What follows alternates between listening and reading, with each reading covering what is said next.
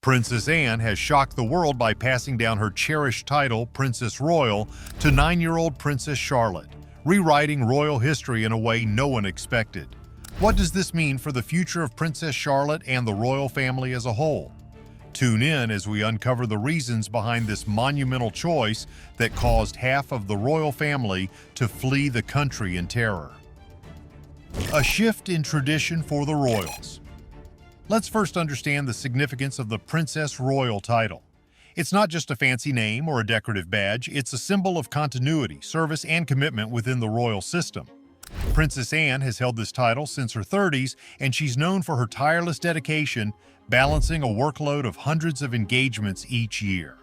She's been the epitome of grit and duty, making her decision to pass it on to the youngest generation all the more striking. For the new title holder, this role isn't just a gift, it's a responsibility, a legacy, and an identity that will shape their life forever. Before we delve into this, it's clear that Princess Anne's decision carries deeper implications than anyone could have anticipated, and this won't be the only revelation that will leave you stunned. But why this moment? And why this choice? Princess Anne is 74 years old, and like the rest of the royal family, she's thinking about the future. With King Charles facing health concerns, including rumors of a cancer diagnosis, the monarchy is under pressure to secure its next generation. By giving this title such prominence, the royal family is sending a clear signal. They are investing in the future. They're not just preserving tradition, they're adapting it, preparing for a new leader to step into the spotlight when the time comes. This is not just about appearances, it's about strategy. It's a calculated move to ensure the family's relevance in an ever-skeptical world. The chosen heir to this role is no ordinary 9-year-old. As the second child of Prince William and Princess Catherine, this young royal is growing up in a unique environment where royal traditions meet modern parenting. Her parents have worked hard to give their children a balanced childhood, blending normalcy with the inevitabilities of public life. This upbringing will be crucial as she navigates the weight of her new role. She's poised, confident, and already a natural in front of the cameras, but being Princess Royal is no small feat. It's a lifetime commitment filled with scrutiny and expectations that would make most adults buckle under pressure. This move also speaks volumes about the changing dynamics of gender and leadership within the monarchy. Historically, royal titles and roles have been influenced by outdated notions of male primogeniture. However, this rise signals a shift toward equality. Thanks to a 2013 law, the position as fourth in line to the throne is secure, regardless of gender. By elevating such a significant role, the royal family is making a statement about progress and modern values. They're showing the world that they're willing to evolve even if it means breaking with tradition. The timing of this decision is also fascinating. As the monarchy faces increasing scrutiny and criticism, they're under pressure to prove their relevance. Younger generations are less enamored with the pomp and pageantry of royal life, and the family knows it. By positioning this young royal as a key figure, they're appealing to a younger audience, showing that they're not just relics of the past, but active participants in shaping the future. This is about more than continuity, it's about survival. Princess Anne's mentorship will undoubtedly play a crucial role in the transition. Anne's legacy is one of hard work, dedication, and a no-nonsense approach to royal life. If her successor can channel even a fraction of Anne's resolve, it will serve them well. But they'll also have the chance to make the role their own, bringing a unique perspective and energy to the table. Whether through charitable work, public advocacy, or other initiatives, there's potential to redefine what it means to be royal in the 21st century. This decision is not without its challenges. The royal family is under constant scrutiny, and every move they make is analyzed and criticized. This new role will put its young bearer in the spotlight like never before, and the pressures will only increase with time. But if public appearances so far are anything to go by, there's already a level of composure and charm that belies their age, making them a natural choice for this significant role. By transferring the Princess Royal title, the monarchy is bridging the past and the future. This move honors Anne's decades of service while paving the way for a new generation of leadership.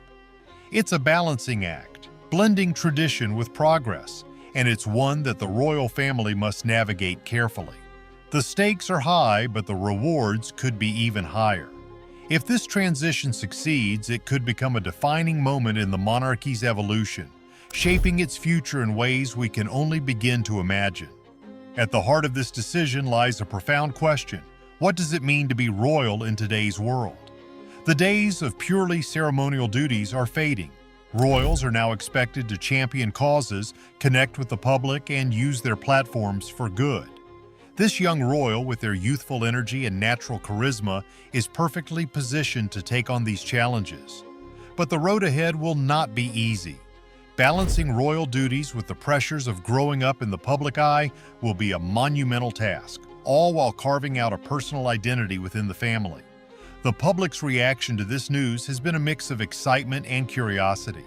Many are eager to see how this young royal will handle the role and what kind of impact they'll have on the monarchy's future. Others are more skeptical, questioning whether someone so young can bear the weight of such a significant title. But one thing is clear: this is a pivotal moment for the royal family. By making this bold move, they're not just preparing for the future, they're also sending a message about the direction they want the monarchy to take. As we look ahead, it's clear that the path as Princess Royal will be one to watch. Stepping into a role steeped in history, the new title holder is also bringing their own perspective and energy to it. This is not just about preserving the past, it's about shaping the future. And with Anne's guidance and the family's support, the future looks bright. The monarchy is at a crossroads, and this decision places immense hopes and expectations on young shoulders. Charlotte's new title is not just a royal name, it's a role that will test her strength and shape the family's future. The royals' plan for the future. The young princess, already a familiar figure in the public eye, has shown a remarkable knack for handling the pressures of royal life. From appearances at official events to her natural way of connecting with people, she's been winning hearts everywhere. Her charm and grace have been on full display, suggesting she's well prepared for the demanding role ahead. But let's not kid ourselves. This isn't just about a cute and photogenic child. It's about a calculated move to ensure the survival of an institution that's been under scrutiny for decades. For centuries, the monarchy has been a symbol of tradition, but traditions don't pay the bills or win public favor anymore. By elevating this young royal to a significant role so early, the family is signaling their willingness to adapt. They're not just dusting off an old title, they're repackaging it for a modern audience. It's an acknowledgement that if they want to stay relevant, they need to engage with younger generations and tackle issues that matter today, like climate change, mental health, and social equality. This move also serves as a reminder that the monarchy's future depends on its ability to resonate with a changing world. Princess Anne's decision to hand over her title wasn't made lightly. Anne, who's been a rock of stability within the family, didn't just relinquish her title, she passed on a legacy. Her years of service, experience, and resilience will undoubtedly serve as a guiding light for her successor in this new role.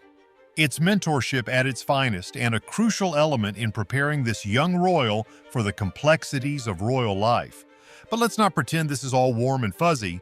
It's also a strategic move to position the new title holder as a bridge between tradition and progress, a role the monarchy desperately needs right now.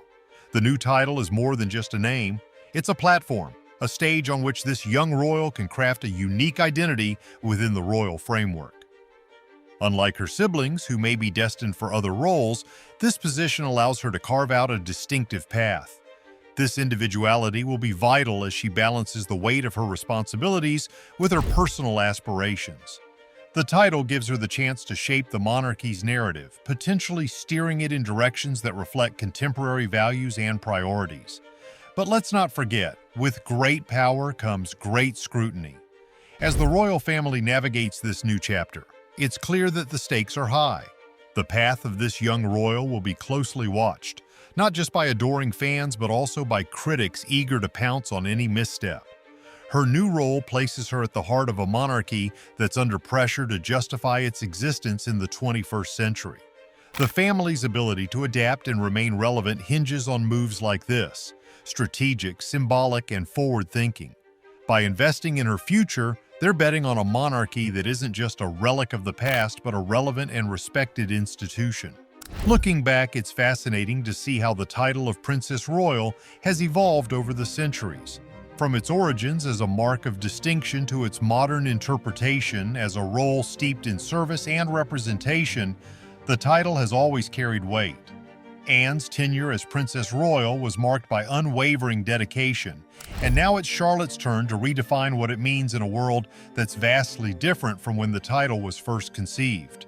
This transition is as much about looking forward as it is about honoring the past. Critics have been quick to point out the challenges Charlotte will face. Growing up in the public eye is no small feat, and the expectations placed on her are enormous. The pressure to modernize while maintaining the essence of the monarchy is a delicate balancing act. But Charlotte's early appearances suggest she's up for the challenge. Her interactions with the public have been nothing short of impressive, showing a natural ability to connect with people across generations. With so much expected of her, Charlotte's role isn't just a change in name, it's a big step into something completely new. A new era for the Princess Royal title. The decision to elevate Charlotte also sheds light on the broader dynamics within the royal family. It's a calculated move to ensure continuity and stability in a world that's anything but stable. By positioning Charlotte as a young, relatable figure, the monarchy is trying to secure its place in the hearts and minds of a younger audience. It's a smart play, but it's not without its risks. In a way, this move is a reflection of the monarchy's ongoing evolution. For centuries, the royal family has been a symbol of tradition, but traditions alone won't keep them afloat. By embracing change and placing their bets on the younger generation, they're showing a willingness to adapt. This adaptability is crucial if they want to remain relevant in an ever-changing world. Charlotte's role as Princess Royal will likely involve a mix of traditional duties and modern initiatives. She may take on ceremonial roles, representing the monarchy at official events while also championing causes that resonate with her generation. Issues like climate change, mental health, and social equality are likely to feature prominently in her work. This blend of old and new responsibilities reflects the evolving priorities of the monarchy. But let's not get carried away with optimism. The path ahead for Charlotte is fraught with challenges. The weight of expectations, the scrutiny of the public eye, and the pressure to perform will be constant companions. Her ability to navigate these challenges will determine not just her success, but also the future of the monarchy. It's a daunting task, but one that Charlotte seems well prepared to tackle. This transition also highlights the importance of mentorship within the royal family. Anne's decision to pass on her title is a testament to the value of experience and guidance. Her wisdom and insights will be invaluable as Charlotte steps into her new role.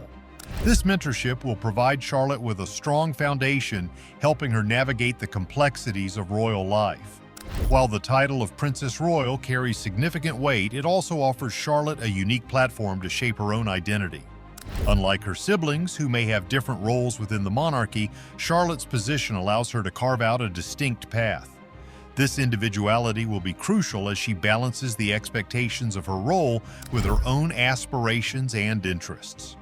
As we look to the future, Charlotte's path will undoubtedly be shaped by the changing dynamics of the royal family. With the passing of time and the emergence of new challenges, the monarchy will need to continue adapting.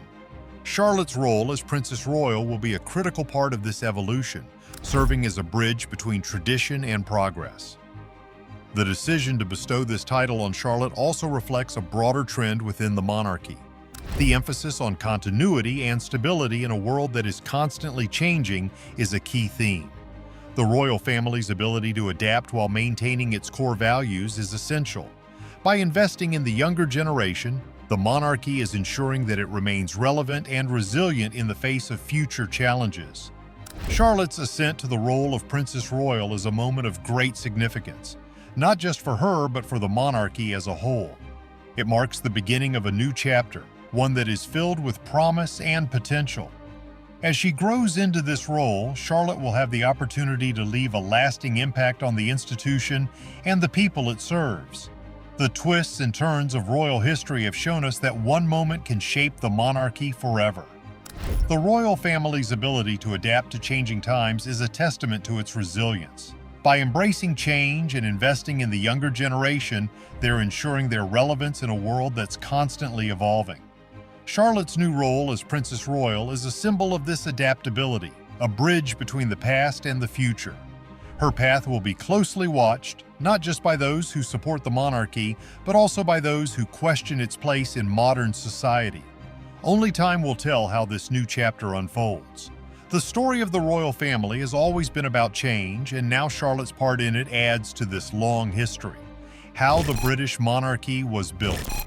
The British royal family has a story that's as long as it is complicated, stretching back more than 1,000 years.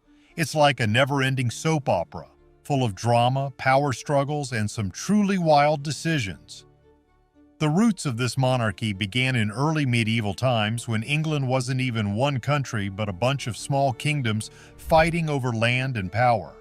Among these was Wessex, where King Egbert ruled in the 9th century, kicking off a process to unite the scattered territories. His grandson, Alfred the Great, became famous for standing up to Viking invaders and for being a king who cared about justice and education. After Alfred's time, the monarchy kept changing and growing, often in the middle of chaos. One major turning point came in 1066 with the Norman conquest. William the Conqueror didn't just take the throne, he brought with him a new way of running things, changing England's culture and laws forever. Fast forward a bit and you get the Plantagenet dynasty in the 12th century, which brought its own brand of high drama.